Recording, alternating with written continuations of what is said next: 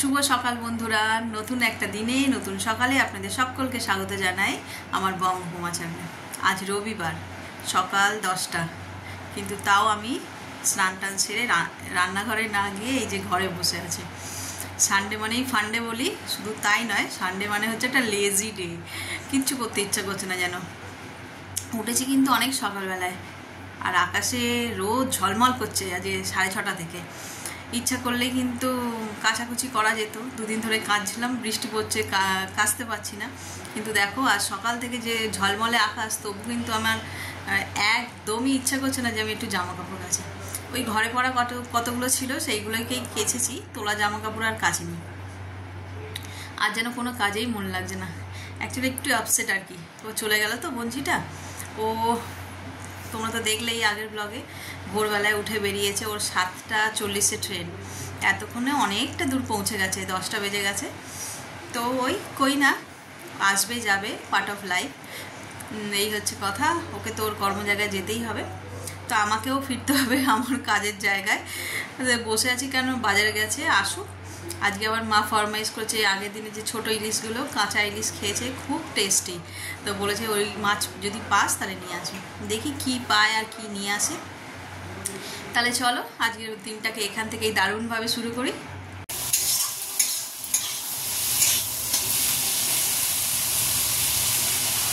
সকাল থেকে ভাল লাগছে না একই কথা বলে যাচ্ছি অনেকবার, তবে ভাল লাগছে না বলে কিন্তু আমি বসে নিই। রান্নাঘরে অনেকটা কাজ এগিয়ে ফেলেছি। চলো দেখো, এখানে উচ্ছে ভাজাটা শুকনো শুকনো করে পেঁয়াজ লঙ্কা বড়ি দিয়ে ভাজা হয়ে গেছে। ভাতের জলও এখানে বসিয়ে দিয়েছি। আর সবচেয়েটা কঠিন কাজ, এই যে মাছ মাংস তার জোগাড় সব রেডি করে ফেলেছি। কাঁচা ইলিশের কথা বলেছিল, কিন্তু কাঁচা ইলিশ পাইনি, তার বদলে নিয়ে এসছে পাকা ইলিশ। পাকা ইলিশ বলতে একটু বড়। তো এখন কীভাবে কি রান্না করবো এখন ঠিক হয়নি। যাই মাকে জিজ্ঞাসা করি কী করে, মানে কী পদটা খাবে আর কি ইলিশ মাছের, সেই বুঝে তেমনই রান্না করব। বললাম রবিবার মানেই ফান্ডে, মজার একটা দিন। তবে কাজ যে করতে ইচ্ছা করছে না ঠিকই, তবে রান্নাবান্না খাওয়া দাওয়া এগুলো তো করবোই।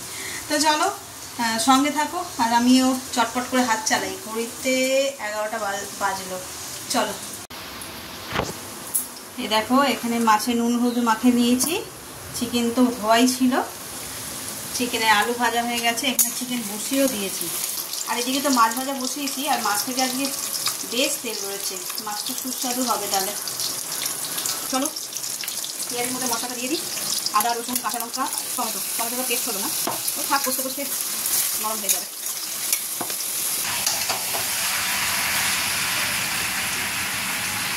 ঘড়িতে 12টা মতন বাজে, 12:10।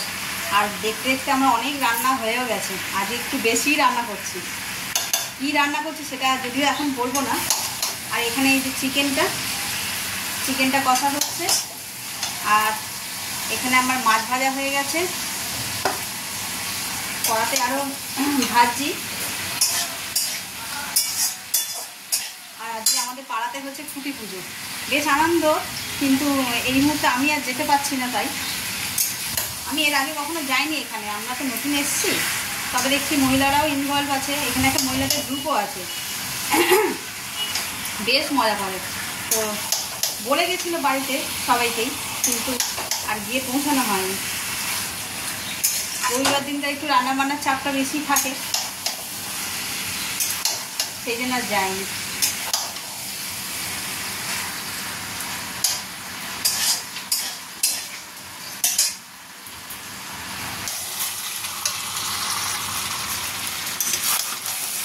দেখো চিকেনটা কষানো হয়ে গেছে, কালারটা বেরিয়েছে, দেখো এত অপূর্ব লাগছে।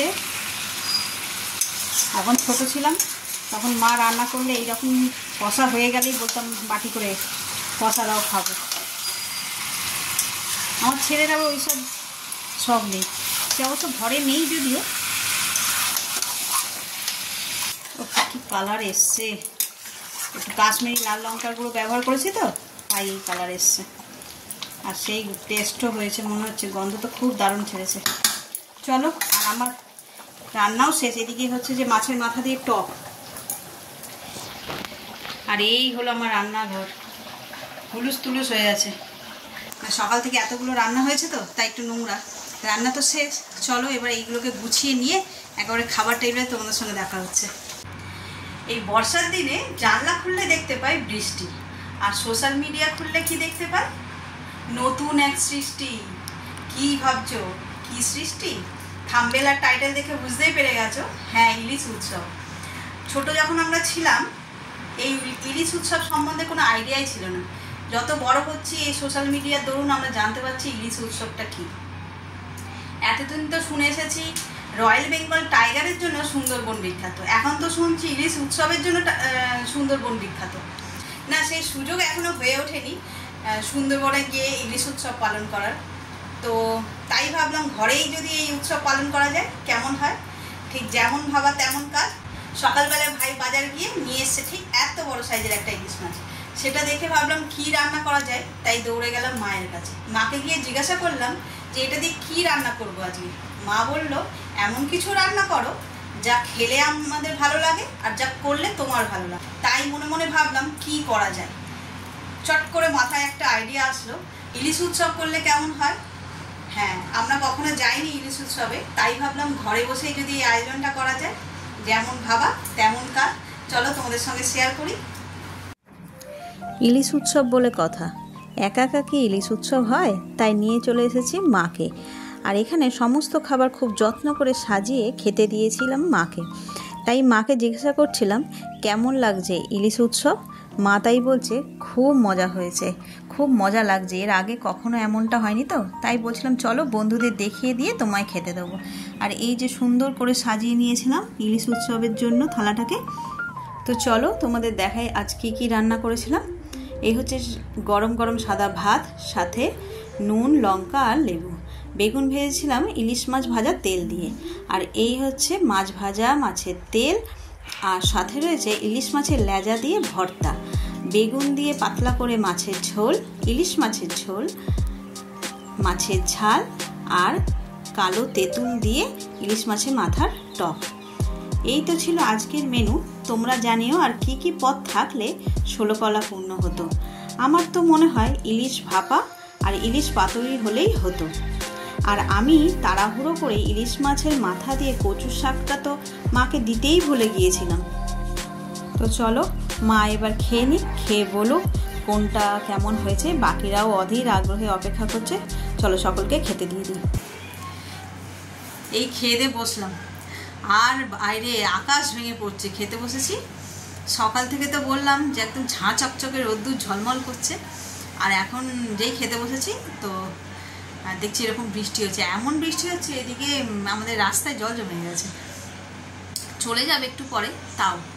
তো যেটা তোমাদের বলতে আরও ক্যামেরাটা অন করলাম সেটা হচ্ছে যে আজকে যা যা রান্না করেছি তার মধ্যে ওই ইলিশ মাছের লেজার ভর্তা, সেটা সকলের পছন্দ হয়েছে। মানে ওটাই আর কি হিট মেনু ছিল। এমনি সত্যিই তাই, ইলিশ মাছের ঝাল, ঝোল, অম্বল যেরকমই বলো না কেন সবই তো করে করে খাওয়া হয়েছে। ওইটা কখনো সেভাবে করা হয়ে ওঠে না। যখন ওই মাছ আসে লেজাটা ওই ঝালেই দিয়ে দিই। তো আজকে করেছি, তো খেয়ে সবাই খুব প্রশংসা করেছে। আর আরেকটা মিস্টেক হয়েছে জানো, বাটিতে করে সব বেড়ে বেড়ে আমি রান্নাঘরে আগে সাজিয়ে রেখেছিলাম, তারপরে মাকে খেতে দেবো বলে সব একটার পর একটা নিয়ে যায়। এই ভিডিও করার তাড়াহুড়োতে মানে ইলিশ মাছের মাথা দিয়ে করেছিলাম কচুর শাক, সেটা আর দেওয়া হয়নি। এরপর যখন মা খাচ্ছে আর আমরা তারপরে আমাদের ভাত ছাত বাইরে রেডি করছি খাবো বলে, মা তখন দেখছি একটা কোণে মানে সাইড হয়ে গেছে শাকটা, মানে বাটিটা আর কি। তা আবার বাটিটা বের করে মাকে দিলাম। ওটাও খুব ভালো হয়েছে খেতে। আমরা তো নিরামিষ আগের দিন খেয়েছিলাম, আর একটুখানি ছিল, সেটা কচুর শাকটা দিয়ে আর ইলিশ মাছের মাথাটা দিয়ে করেছিলাম, বেশ ভালো হয়েছিল। আর যেটা বলবো বলে, এমনিতেই আমাদের বাড়িতে মানে আমাদের পরিবারে আর কি 12 মাসে 13 পার্বণ। আজকে এর জন্মদিন, কালকে তার জন্মদিন, কিংবা ঘরে নিত্য নতুন পুজো আর কি যেটা হয়ে থাকে, সব মিলিয়ে মিশে 13 পার্বণ তো হতোই। তাই এইটাকে নিয়ে হলো 14 পার্বণ হলো। বেশ মজা লাগে পরিবারের সকলে একসঙ্গে হই হই করে এরকম করে ছোট ছোট মানে লোক ডেকে সবসময় বড় করে উৎসব করতে হবে তেমনটা নয়, ছোট করেও সব পরিবারে এরকম ছোট ছোট উৎসব করলে বেশ ভালোই লাগে। তোমরাও করে দেখো, ডেফিনেটলি ভালো লাগবে। এই যে একটু রেডি হয়ে নিয়েছি, যাব মাসি শাশুড়ি বাড়ি। আজ হচ্ছে 13ই জুলাই। ঠিক এইরকমই সময় সন্ধেবেলায় ওই বাড়ির বৌদি ফোন করে জানায় যে দাদা আর নেই, মানে ওই বাড়ির বড়দা আর কি। আজ 1 বছর হলো। তো কালাসুচ আগে মানে বাৎসরিক কাজ আগে হয়ে গেছে, তাও আজকের দিনটা তো, তাই ভাবলাম যাই বৌদির সঙ্গে একটু দেখা করে আসি। বৌদি মানে যা, তোমরা আগে দেখেছো আমাদের বাড়িতে সব পুজো পালাতে, এই কি যেন হলো জগন্নাথ পুজো, মানে রথের দিনকার যে যা বৌদি সব জোগাড়জাতি করে দিচ্ছিল আর কি, ওই বৌদি। তো চলো যাই। আর এমন একটা ছবি দাদা রেখেছে ঘরের মধ্যে, যদি পারি সম্ভব হয় দেখাবো। উনি জুলাই মাসে 13 তারিখে উনি মারা গেছেন, আর ডিসেম্বরের 15 তারিখে মেয়ের বিয়ে হয়েছিল। সেই মেয়ের বিয়েতে সেজে গুজে হাসি হাসি মুখ করে ছবি তুলেছিল, সেই ছবিটাই ঘরের মধ্যে রেখেছে। মনেই হয় না যে দাদা আর নেই। চলো যাই, আর বেশি দেরি করবো না, সন্ধে হচ্ছে, বৃষ্টিও পড়ছে, গলাটা একটু, চলো। রাত্রি 11:30 বাজে, 11:30 না 11:45, সবাই মোটামুটি ঘুমিয়ে পড়েছে। আমি আর ওর বাবা জেগে আছি। গেছিলাম বৌদিদের বাড়িতে, দাদার বাড়িতে, ওখানে একটু দেরি হয়ে গেল আর কি। শোন চালাচ্ছি পাখা, আচ্ছা এসিটা চালিয়ে নে।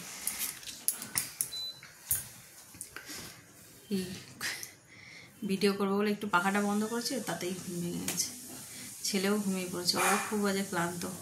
সেই যে ভোরবেলায় দিদিরা যাবে বলে উঠেছে, ওর আর রেস্ট নেওয়া হয়নি।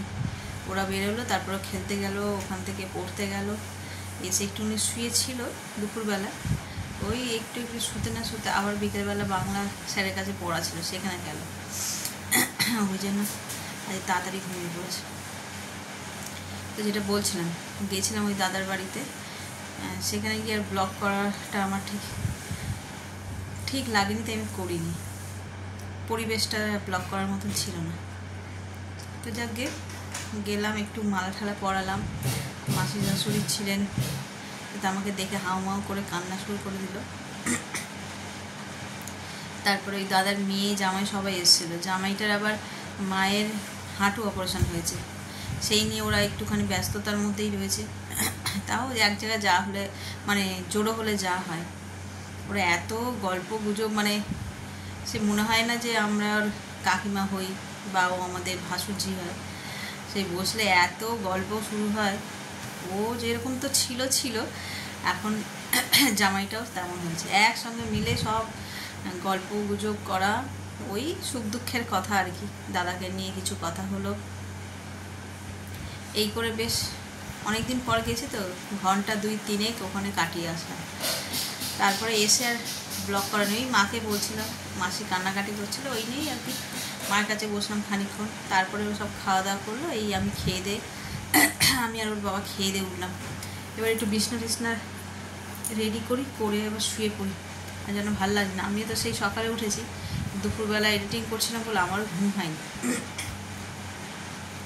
তারপরে দিদির মেয়েটাকে আবার একটু ফোন করলাম যে কত দূর গেছে, ও বেনারস পেরিয়ে গেছে, তখন ফোন করেছিলাম। কটা বাজে তখন? 10:30 মতন বাজে, 10:30 9:30 মতন, তখন বেনারস পেরিয়ে গেছে। আমি ঠিক আছে, কাল 1টার মধ্যে ও ওখানে পৌঁছে যাবে। তাহলে চলো আজকের ব্লগটাকে এই পর্যন্তই রাখি। যদি কিছু ভালো লেগে থাকে তাহলে please like, comment, share and subscribe. আর সকলে ভালো থাকবেন, সুস্থ থাকবেন। Good night.